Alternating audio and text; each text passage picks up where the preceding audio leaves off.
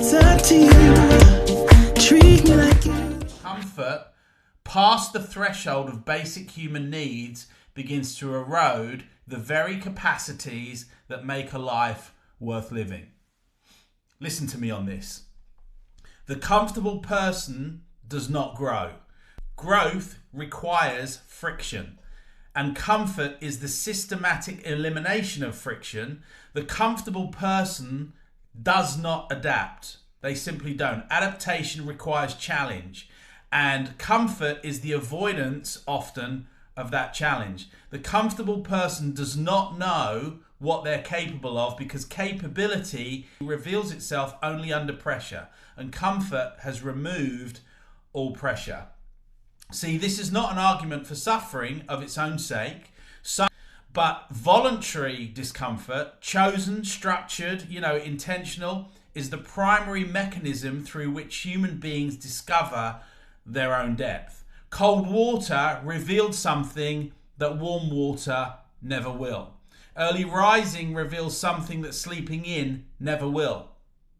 And physical exertion at the edge of your capacity reveals something that routine movement never will.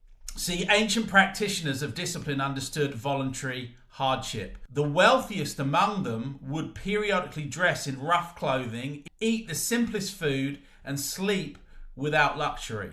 Not as punishment, but as inoculation. They wanted to maintain contact with discomfort so they would never become its hostage. They understood that the man who cannot tolerate difficulty is enslaved literally by circumstance, because circumstance will eventually deliver difficulty whether we volunteer for it or not. So we might as well be ready for it rather than wait for it to surprise us.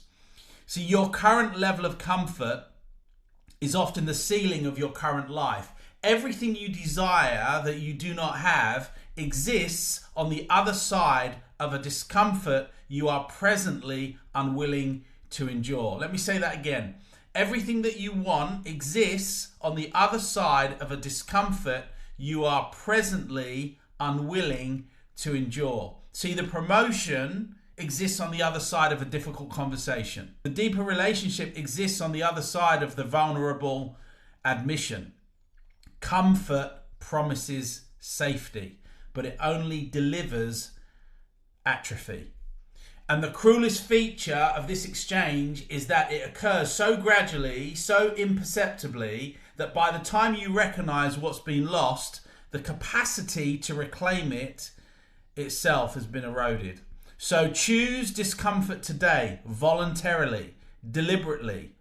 The kind that builds rather than breaks. The kind that leaves you stronger at sunset than you were at dawn. This is Ben Benson, Performance Capability. I hope you got something out of this message. I'll see you in the next one.